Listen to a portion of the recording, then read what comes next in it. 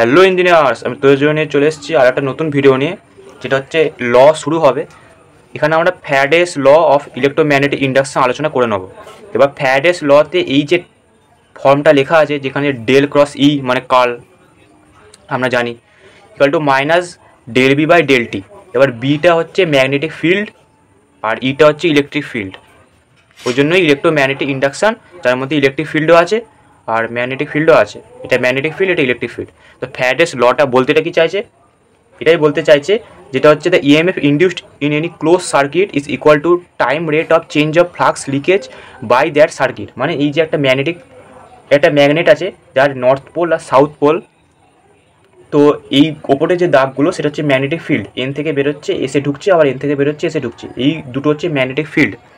এবার এইটা একটা সার্কিট, যেখানে এই যে প্যাচানোগুলো সেটা হচ্ছে নাম্বার অফ টার্নস, মানে তার এরকম পেঁচিয়ে রাখা আছে।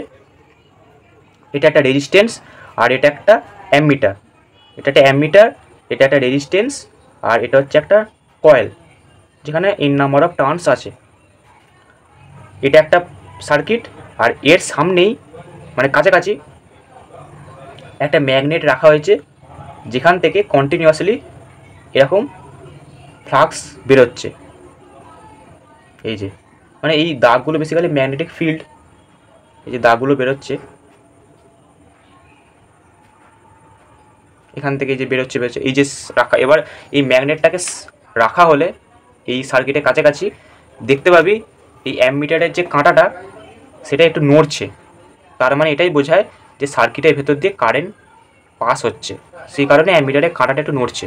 এবার এই যে সার্কিটে এখানে কোনো ভোল্টেজ সাপ্লাই দেওয়া নেই যে ওর কারণে কারেন্ট সাপ্লাই হবে, সার্কিটে ভোল্টেজ কিছুই দেওয়া নেই যে যার কারণে কারেন্ট সাপ্লাই হবে। কিন্তু ম্যাগনেটটা রাখার জন্য একটা হালকা মুভমেন্ট দেখা যাচ্ছে, মানে হালকা কারেন্ট সার্কিটে ফ্লো হচ্ছে। সেই লটা হচ্ছে ফ্যারাডেস ল, যেটা ওটাই বলে যে ইএমএফ ইন্ডিউস মানে ইএমএফ ছিল না, কোনো ভোল্টেজ ছিল না, সেটা ইন্ডিউস হয়েছে, কোনো একটা কারণে ডেভেলপ হয়েছে। তো EMF induced in any close circuit, এটা তো ক্লোজ সার্কিট, কোনো জায়গায় ওপেন নেই।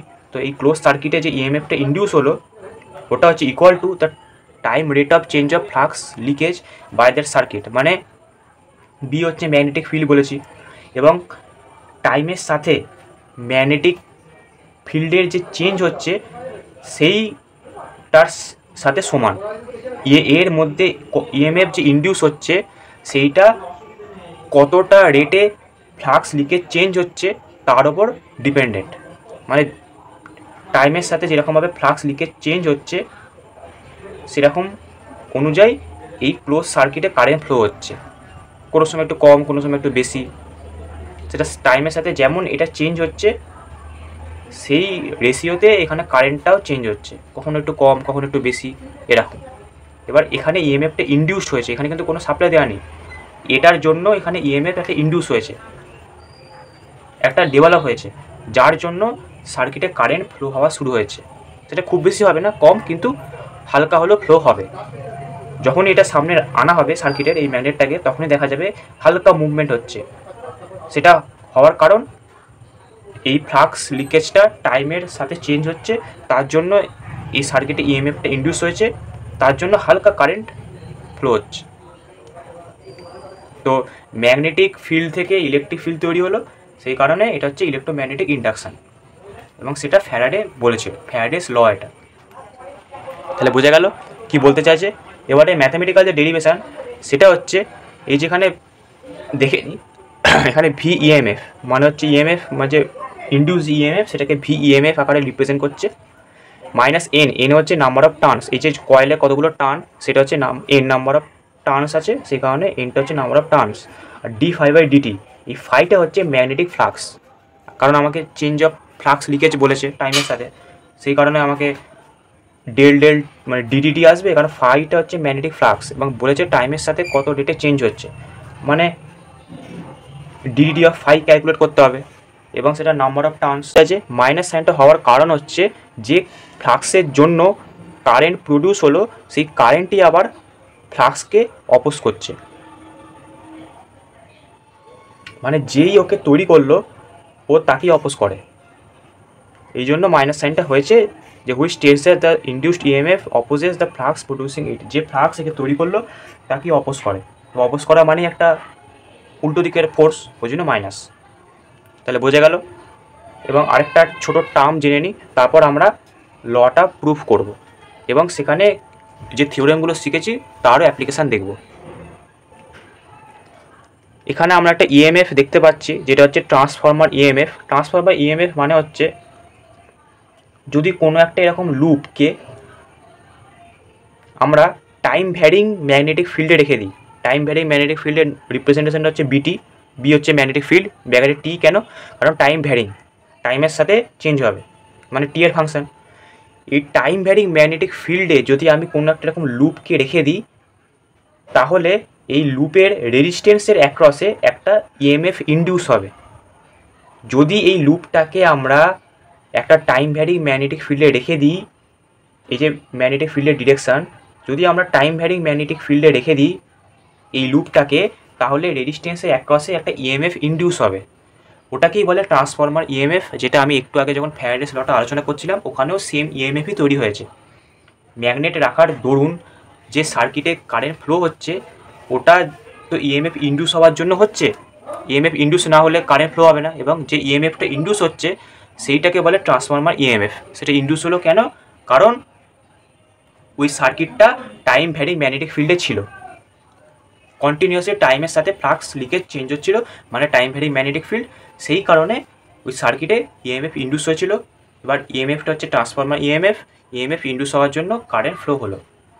তাহলে মেন ফান্ডাটা বোঝা গেল যে কেন ফ্লো হলো এবং ইএমএফটার নাম কি। এবার এই যে ফ্যারাডেস লটা আমরা দেখতে পাচ্ছি এখানে, ফ্যারাডে লটা আমরা পড়েছি VMF equal to minus N d phi by DT, এটা তো আমরা দেখেইছি।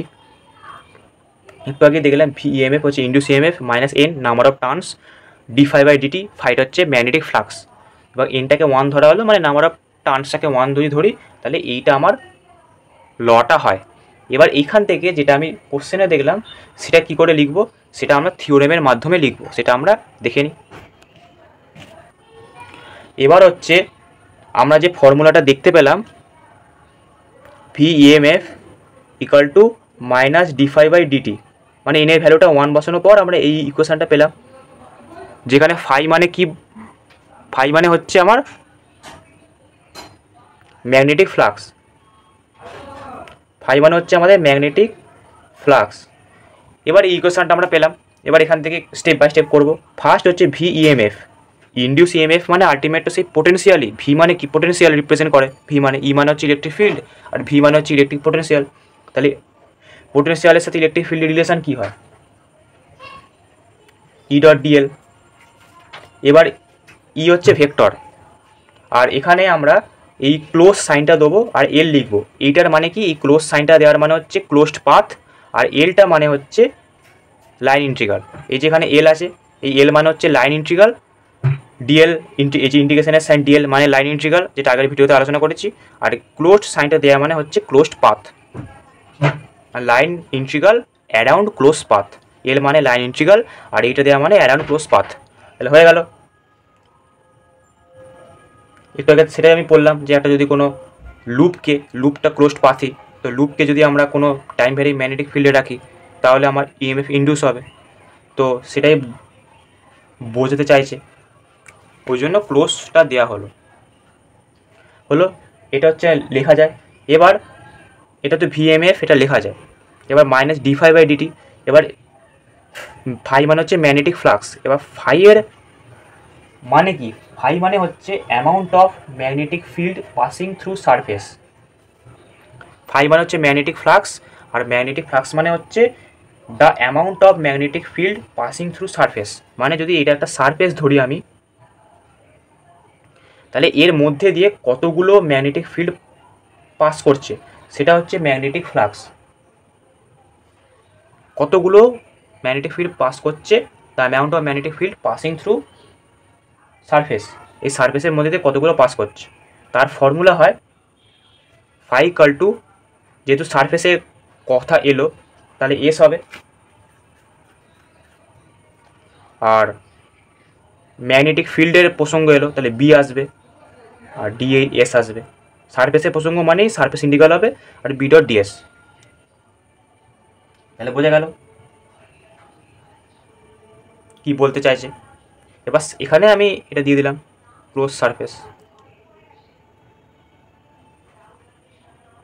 এটা মানে লাইন ইন্টিগ্রাল এটা দিতে হয়, সারফেসেরটা না দিলেও ভুল কিছু না, মানে পরীক্ষায় কেটে দেবে না। সারফেসেরটা যদি নাও দিস তাহলে পরীক্ষায় কেটে দেবে না, কিন্তু থিওরেম অনুযায়ী দেওয়া হয়, যেটা বোঝায় যে ক্লোজড সারফেস।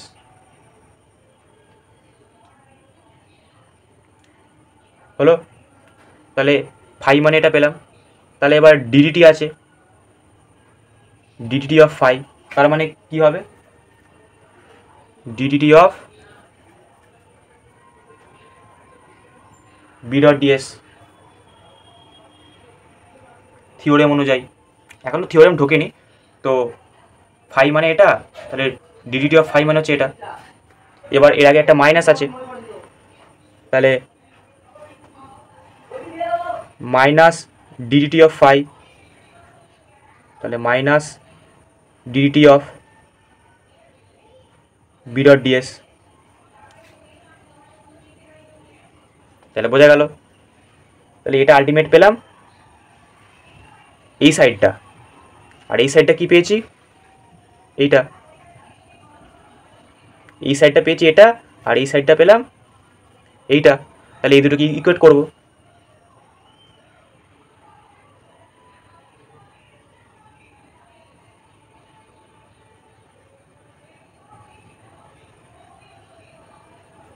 তাহলে ইকুয়েট করে দিলাম। ইকুয়েট করার পর এবার থিওরেমের গল্পটা আসছে, যেটা আমি বলেছিলাম যে লাইন ইন্টিগ্রাল থেকে যখন সারফেস ইন্টিগ্রালে কনভার্ট করতে হবে তখন কার্ল করব, মানে ডেল ক্রস ভেক্টরটা, আর যখন সারফেস ইন্টিগ্রাল থেকে ভলিউম ইন্টিগ্রালে কনভার্ট করব তখন ডেল ডট ভেক্টরটা করব। তাহলে এখানে আমার লাইন ইন্টিগ্রাল দেওয়া আছে, এখানে সারফেস ইন্টিগ্রাল দেওয়া আছে, এবার আমাকে তো একটা ইকুয়েশন বানাতে হবে। এবার এখানে ই লেখা আছে আর এখানে এটা লেখা আছে, এখানে ডিএস এর আগে এই টার্মটা আছে আর এখানে ডিএল এর আগে এই টার্মটা আছে, কিন্তু আমরা এই দুটোকে ইকুয়েট লিখতে পারি না। কেন পারি না, কারণ এখানে লাইন ইন্টিগ্রাল আছে আর এখানে সারফেস ইন্টিগ্রাল আছে, তার মানে আমাকে যে কোনো একটা দিক একই ইন্টিগ্রালে আনতে হবে। তাহলে আমি কী করবো, লাইন ইন্টিগ্রালকে সারফেস ইন্টিগ্রালে নিয়ে যাবো, নিয়ে ওটার সাথে এই দিকটা ইকুয়েট করবো, তাহলেই আমরা একটা ইকুয়েশন পেয়ে যাবো। এখানে ডিডিটিটা বাইরে আছে, যদি আমি ভেতরে নিয়ে যেতে চাই তাহলে কি করতে হবে, শুধু del B by del T হয়ে যাবে, মানে পার্শিয়াল ডেরিভেটিভ হয়ে যাবে। যদি ভিতরে ঢোকে তাহলে পার্শিয়াল ডেরিভেটিভ হয়ে যাবে। তাহলে বোঝা গেল, ভিতরে ঢুকলো পার্শিয়াল ডেরিভেটিভ হয়ে গেল। তাহলে আমি এখন একটা টার্ম পেলাম যেখানে ডিএস এর আগে এটা লেখা আছে আর ডিএল এর আগে এটা লেখা আছে। এখন অবধি ইকুয়েট করতে পারছি না, কেন, কারণ এখানে লাইন ইন্টিগ্রাল আছে, এখানে সারফেস ইন্টিগ্রাল আছে। তাহলে এবার লাইন ইন্টিগ্রাল থেকে সারফেস ইন্টিগ্রালে কনভার্ট করতে গেলে কার্ল করতে হবে, মানে ডেল ক্রস ওই ভেক্টরটা। এবার লাইন ইন্টিগ্রালে আগে কি ভেক্টর দেওয়া আছে, ই ভেক্টর, মানে ডেল ক্রস ই ভেক্টর। সবসময় লাইন ইন্টিগ্রাল সারফেস ইন্টিগ্রালে আগে যে ভেক্টরগুলো দেওয়া থাকবে তারই কার্ল বা তারই ডাইভারজেন্স হবে। এবার লাইন ইন্টিগ্রাল থেকে সারফেস ইন্টিগ্রালে কনভার্ট করতে গেলে কার্ল করতে হয়, মানে ডেল ক্রস ভেক্টরটা। তাহলে কোন ভেক্টরটা হবে, লাইন ইন্টিগ্রালে আগে যে ভেক্টরটা লেখা আছে।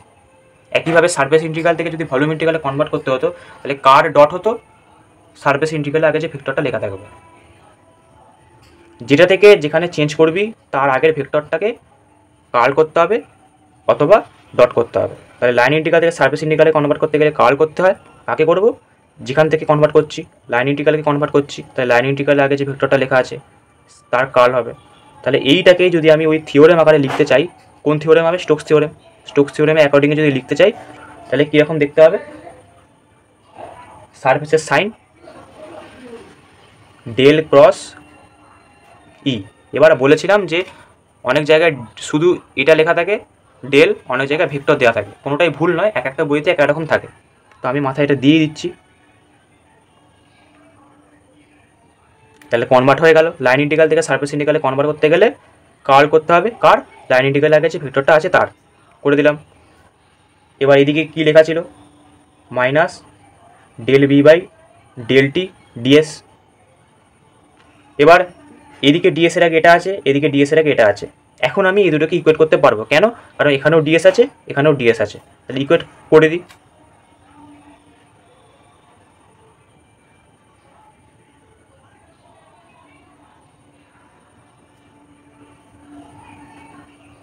তাহলে আমি ইকুয়েশনটা পেয়ে গেলাম যেটা কোশ্চেনে ছিল, del cross E equal to minus del B by del T.